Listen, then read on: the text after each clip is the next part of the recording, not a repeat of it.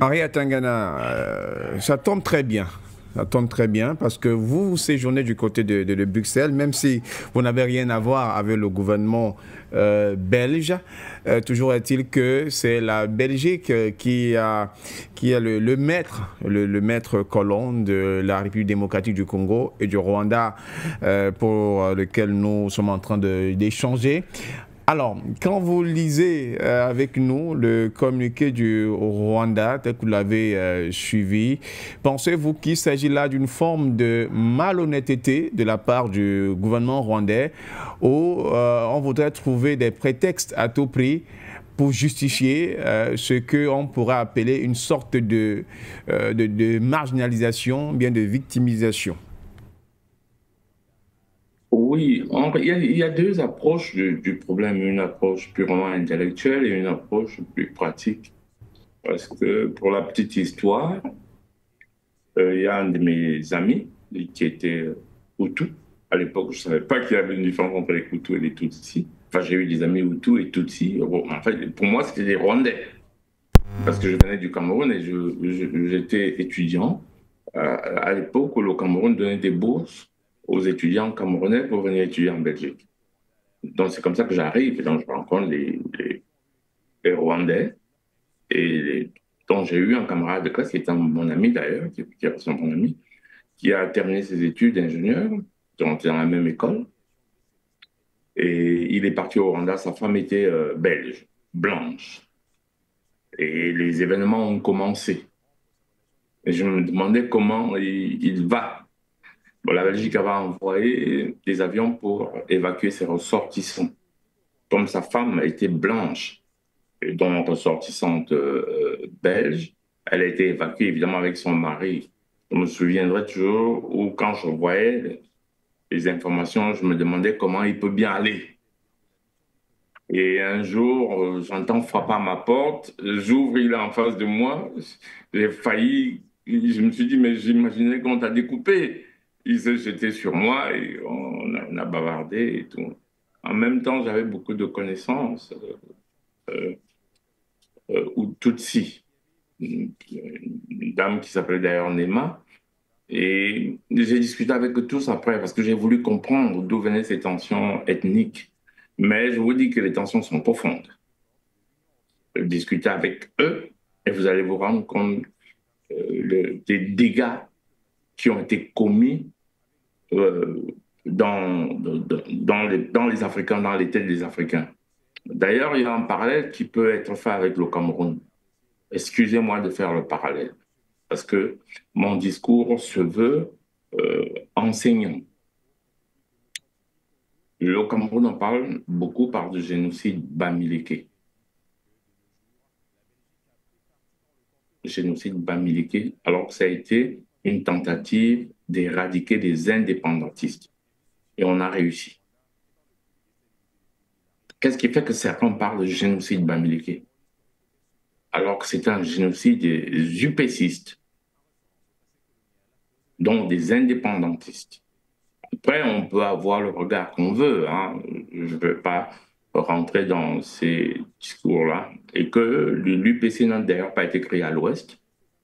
Et la majorité des dirigeants connus, les derniers dirigeants de l'UPC, n'étaient même pas de l'Ouest. Enfin, les derniers dirigeants n'étaient pas là à la création de l'UPC. Il y avait les Assad, les monsieur Etundi, il y a eu beaucoup de monsieur. Très bien. Mais à un certain moment, certains ont créé en nous, les Africains, on a profité de la faille qui faisait que nous vivions de façon tribale. C'est-à-dire, nous étions des États tribaux. Des États tribaux dans le sens où, quand je parle d'État ici, je pense d'État au sens sémantique. C'est-à-dire, État de façon générale, non pas État au sens de l'Organisation des Nations Unies.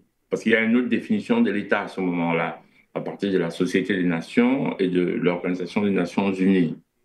Bon, nous étions des peuples qui vivions de façon tribale. On ne vivait pas de façon tribale, mais l'organisation était comme ça. On vivait comme d'ailleurs, il n'y a pas que chez nous, il y a eu la même chose en Europe, mais on ne va pas retourner dans l'histoire de l'Europe. Les Frances, qui étaient des Germaniques, et il y avait, voilà, ils vivaient de façon tribale, mais les guerres tribales ont contribué à la constitution des États-nations. Parce qu'on se constitue en État-nation, et beaucoup de gens ne connaissent pas cette histoire, c'est pour ça que c'est important. Les États-nations se constituent pour résister aux invasions. À ce moment, on va faire abstraction de la tribu. J'ai dit abstraction, je n'ai pas dit ignorer, pour faire partie de la patrie. La patrie, ça veut dire nous sommes du même père. Il y a des gens qui oublient souvent ça. C'est comme fratrie, nous sommes du même frère. Quand on dit patrie, alors c'est quoi un État-nation? C'est un État où on admet que nous sommes des frères. C'est-à-dire que nous sommes du même père. C'est pour ça qu'on parle de patrie. Nous, les Africains, on a du mal à accepter de vivre dans les États-nations, même si on en parle. Il faut bien qu'on dise aux gens que quand on parle de l'État africain, de la Fédération d'Afrique, nous sommes en train de faire la conception d'un État-nation dont on fait abstraction de nos tribus. Et ça, tant que nous n'enseignons pas ça aux Africains, que dans le monde moderne, les États qui survivent, c'est les États qui ont pu faire des États-nations. Le mot France, pour ne prendre qu'un exemple, est un mot germanique. Les Francs étaient une tribu germanique qui ont donné le mot France à la France. Les Francs étaient germaniques, je ne sais pas si vous vous rendez compte. Donc, mais quand on se sent français, on se dit pas je suis germanique, on accepte qu'on fait partie d'un État appelé nation. Et c'est ça qui nous manque. Nous sommes toujours en train de regarder si nous appartenons à des tribus différentes, qu'il y ait des spécificités tribales en matière culturelle, bah oui, même en France aussi, hein, vous pensez à l'exemple connu de tout le monde. Si vous allez dans chaque région de France, vous allez trouver qu'il y a des manifestations tribales différentes, il y a chaque année, il y a les confréries qui étaient dans la région à l'époque, qui font des défilés, qui font des carnavals chaque année. Mais ce n'est pas pour ça qu'ils rentrent en lutte tribale. Et ça, c'est notre problème.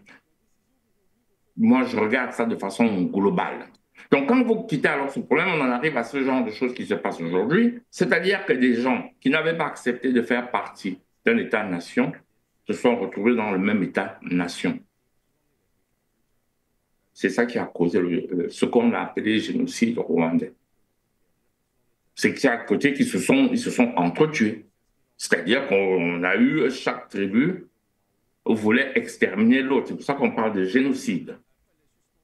C'est-à-dire que les premiers ont attaqué, il y a eu des attaques, il y a eu des revanches, il y a eu une sorte d'auto-extermination pour en arriver à la prise de pouvoir de M. Kagame par les armes.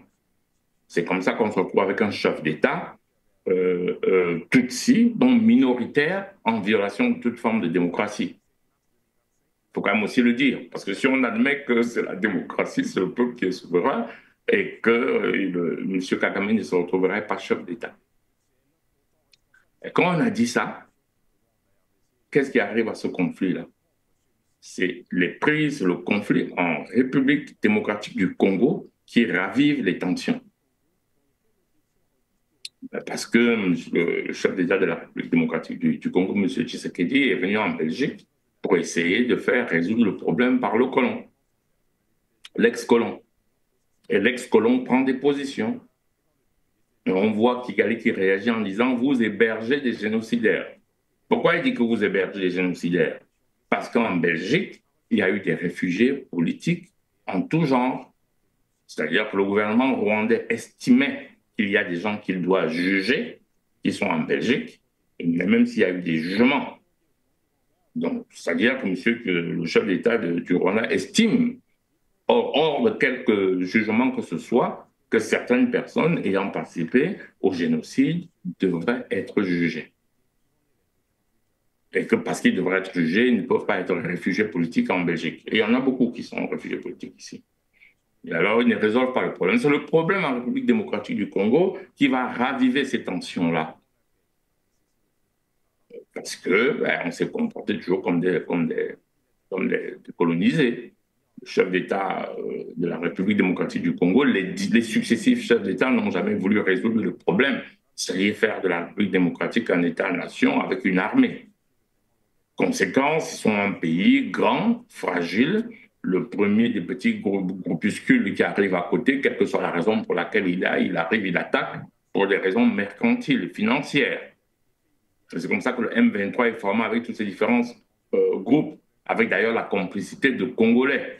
Et même au Congo, République démocratique du Congo, ils sont en train de se demander qui est vraiment Congolais, qui n'est pas Congolais, qui est Tutsi, donc pas Congolais, qui est Hutu, qui est... Voilà, vous voyez, c'est tribal, quoi, je veux dire. C'est comme ça que ces groupuscules naissent.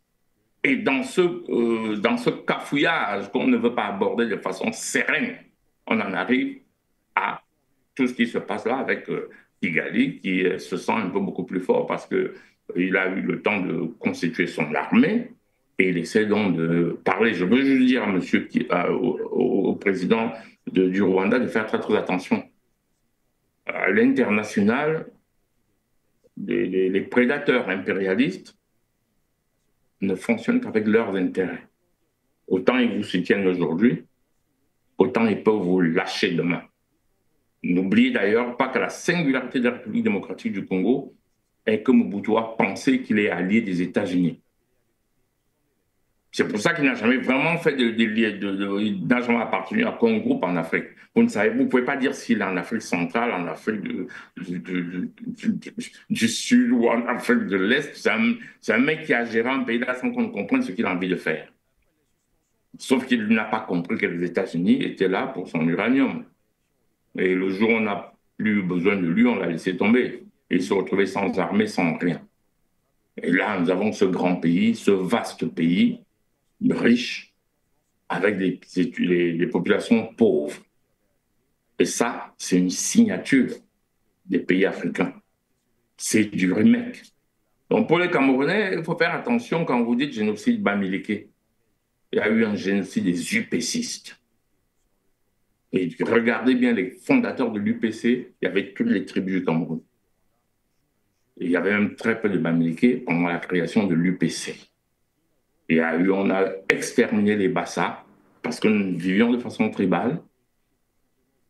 Voilà, ce qu'on a appelé le maquis de la Sanaga maritime, qui était encerclé.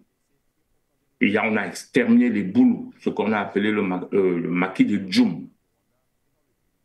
Et ce maquis de Djoum, le but était d'avoir une base de repli dans les pays frontaliers. On a exterminé à l'est du Cameroun. On ne lui a pas donné un nom tribal, je ne sais pas pourquoi.